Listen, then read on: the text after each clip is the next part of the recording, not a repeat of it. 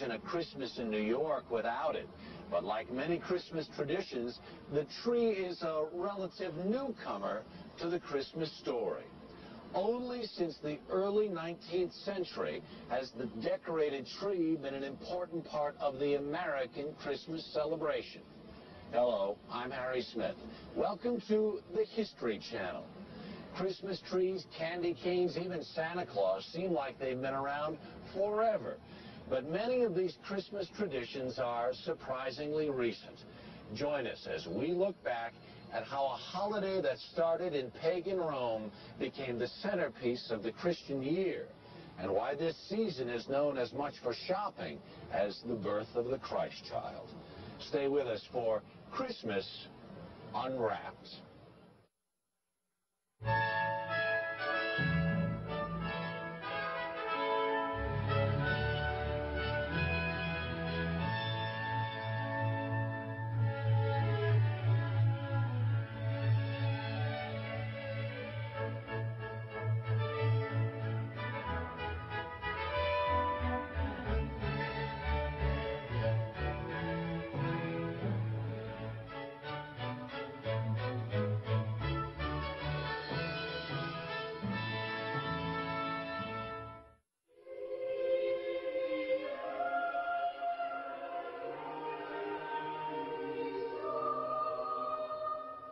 It is a story everyone knows. After a room refusal by a local innkeeper, Mary and Joseph bedded down in a barn in Bethlehem. The next day, Mary gave birth to a son, the Son of God. Those are the biblical origins of Christmas. But centuries before Jesus walked the earth, early Europeans were celebrating light and birth in the darkest days of winter. In the Norse country, this winter celebration was known as Yule. Around December 21st, the winter solstice, fathers and sons would drag home the biggest log they could find and set it on fire. The Yule log warmed, but it also looked ahead. Each spark was said to represent a pig or calf to be born in the spring. Also dragged inside were evergreens, the one plant that could make it through a Norse winter. Evergreens proved that life persisted in this dark time. There's a natural attraction to that which lives through the winter when one is struggling to survive through the winter. The evergreen is that part of nature that seems impervious to the coming of winter and the diminishing of the sun. And so it's an absolutely natural symbol, one which I think you react to almost without thinking about. For as long as the Yule log burned, about 12 days, feasting and revelry reigned supreme.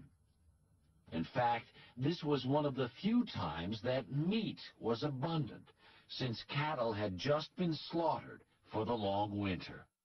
There is a necessity to kill most of the cattle, because you can't keep them alive over the winter when there's nothing to feed them on.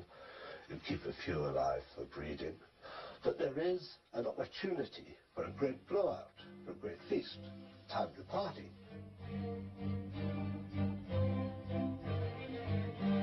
The party raged inside in defiance of winter's deadly howl.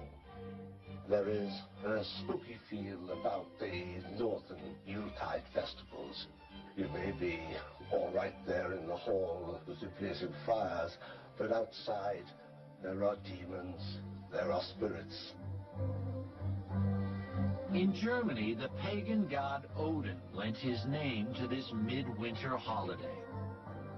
Early Germans were terrified of Odin, whose nocturnal flights decided who would prosper or perish in the coming year.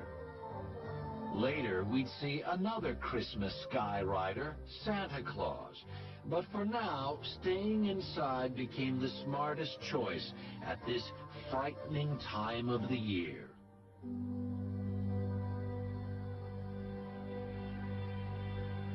1,000 miles away in Rome, winter was less harrowing, but the December festivals were just as elaborate. 1 week before the winter solstice, Romans began celebrating Saturnalia, a month-long orgy of food and drink. Named for the god Saturn, which meant plenty, Rome's established order was turned on its head during this wild, delirious time. The Saturnalia celebrations were certainly times of revelry, of turning the social order upside down, of having the master pretend to be the slave and the slave pretend to be the master, sort of a time out of time in which one could celebrate a kind of disorder in the universe. One of the holiday's important feasts was Juvenalia, which celebrated the children of Rome. Although these early festivals are not necessarily about children particularly, but they are about fertility, children did have their particular place. The indulgence of children, of course, is very much a part of our modern Christmas, but it did have its place even in these ribald, drunken festivals that the Romans had. Among the upper classes in Rome, solstice celebrations were significantly more sober. Many influential Romans worshipped Mithra, the god of the unconquerable sun. To this small but powerful sect, the birthday of Mithra was the holiest day of the year. December 25th was the winter solstice in that part of the world, and it was also understood to be the birthday of the sun god, Mithra. And Mithra was said to be born from a rock. Shepherds came to worship him as he was an infant god born out in that pastoral place in the fields. And many of those stories, of course, have come into Christian tradition.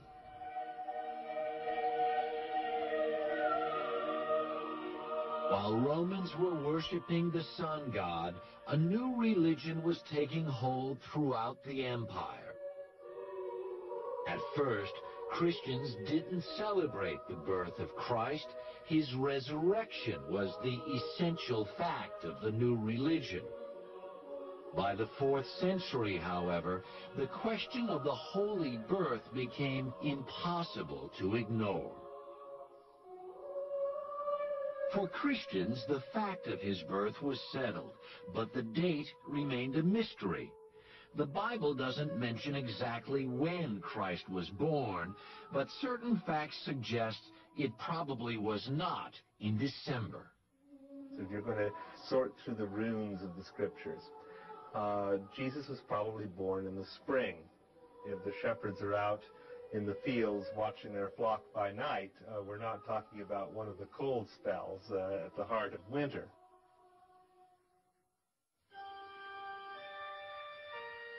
If pagan Rome was already celebrating the birth of Mithra on December 25th, it seemed natural to honor the birth of the Christ child at the same time.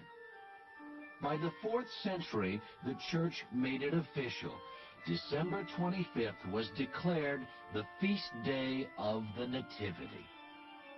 But of course, it's a very short step from the feast day of the risen sun, S-U-N, to the feast day of the risen sun, S-O-N. So, in a sense, it's a very good choice, and the symbolism is there because, the feast day of the unconquered sun was about fertility, about birth, and so obviously is the Christian Christmas. The church knew it could not outlaw the pagan traditions of Christmas, so it set out to adopt them. The evergreens traditionally brought inside were soon decorated with apples, symbolizing the Garden of Eden. These apples would eventually become Christmas ornaments. And holly, a traditional midwinter decoration, was recast to represent Christ's crown of thorns. People already had their own agenda for this season, and that agenda was not one that was really radically changed when the names got changed from non-Christian to Christian names. The church pretty much had a policy of live and let live. If people would call themselves Christians and do lip service to the birth of the Savior, then let them do anything that they wanted to do with it. But on the other hand, by assigning the nativity to that time of year, the church really gave up the opportunity to control the way that celebration took place.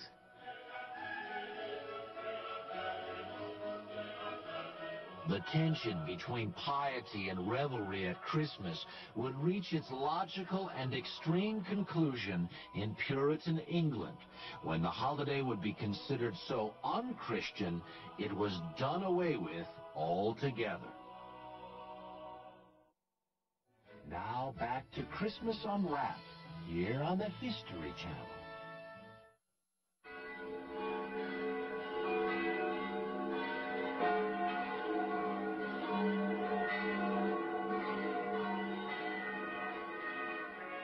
By the Middle Ages, Christianity had largely replaced the old pagan religions of Europe.